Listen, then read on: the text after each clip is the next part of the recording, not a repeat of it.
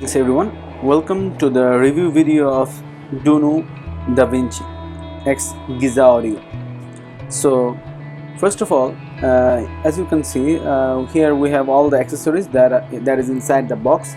So there are 5 pairs of Dunu SNS ear tips, 3 pairs of basic silicone tips, 3 pairs of Dunu candy tips, and one 6.35 mm adapter, and a brush for cleaning the IMs.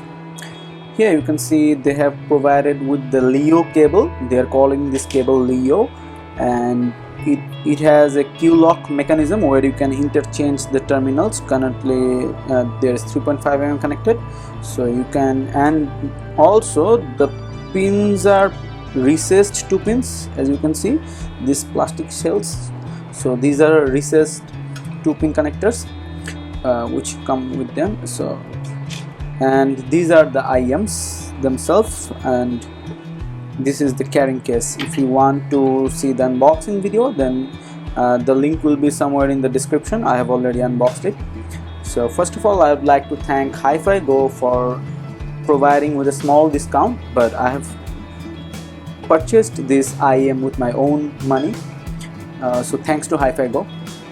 Now let's jump right to the review. So first of all, Dunu never disappoints with the accessories they provide. So they have provided enough accessories, and the carrying case is also very good in my opinion. It's hard shell, so your IMs won't get damaged easily. So let's first talk about the build and comfort of this IM. So as you can see, this IM is built with resin. The whole shell is built out of resin, and there is a very beautiful maple wood finish faceplate. So the faceplate is very aesthetically pleasing, because everyone receives different faceplates. So that is one of the X factors in this IM in my opinion. And the resin shell is a bit translucent. You can barely see the driver's positions, and there's a vent of the IM, and here you can see, as it has recessed pin configuration, there is a hole inside this. So the thing that I liked about Dunu is that they put attention to details in this IM, because as you can see, the nozzle is made out of metal, but it has a slight depth to it, slight cutout. So it helps to, it helps the ear tips to have a good grip, so they won't easily come out of the nozzle. And the build wise, the IM is quite thick. So the thickness doesn't matter, because this portion of the IM sits in your ear, and this is comparatively average, so it's quite comfortable, I would say. Moving on to the next part, which is the technical aspects. So as we know, this is a hybrid configuration IM. So there are total of 6 drivers in this IM. Here you can slightly see that the 2 dynamic drivers are here. One is 10 mm and another one is 8 mm. 10 mm one is for the sub bass, the deep rumbly sub bass, and 8 mm dynamic driver is for the bass. And it has 4 balanced armature. 2 balanced armature are dedicated for mid frequency, 1 balanced armature is dedicated for high frequency, and another one balanced armature is dedicated for ultra high frequency. So it has a 5-way crossover technology. So is this a gimmick or is this something real? So let me show you just one thing interesting that I found out. So just judging from the graph, if you judge the whole IMs judging from the graph, by the way, this is the frequency response of Dunu Davinci. So judging from the frequency graph only, you can see that the bass shelf around here, let me just, yeah, so the bass shelf around here, you can see that it somewhere falls around this 200 plus region, right?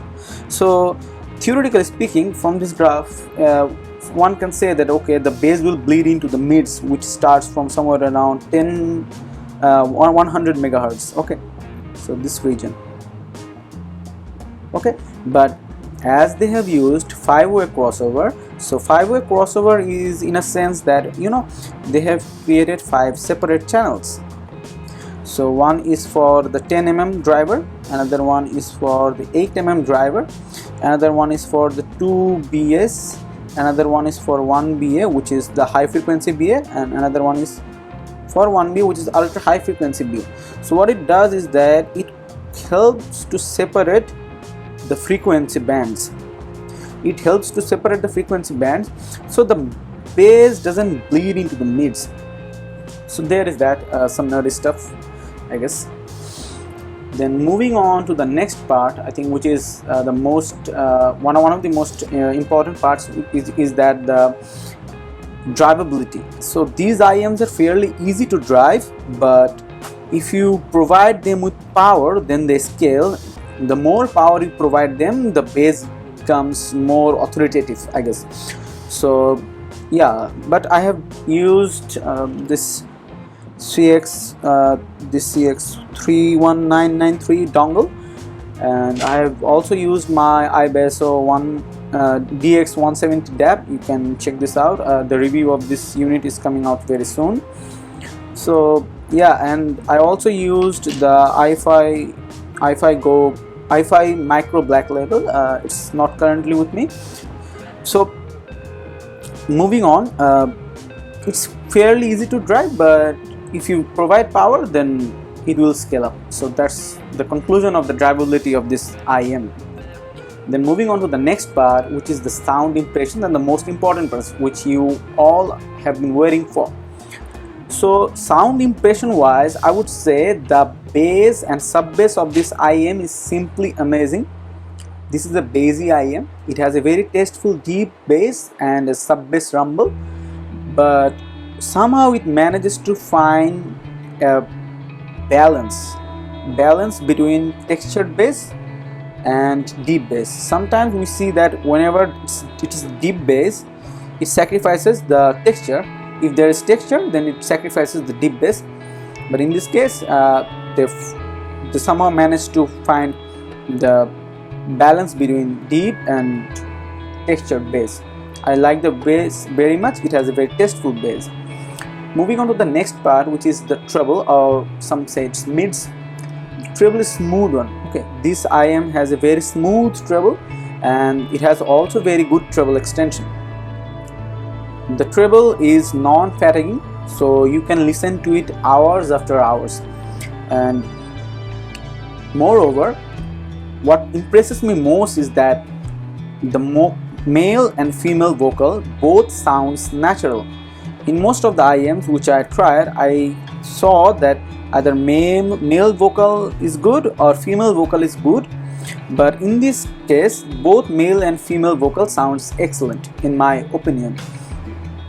And moving on to the technicalities part, technicality wise, it's not the top of the line in this price segment, but you have to consider some things. That if you look into the technical aspects of things, let's look at this IM from an engineer's perspective.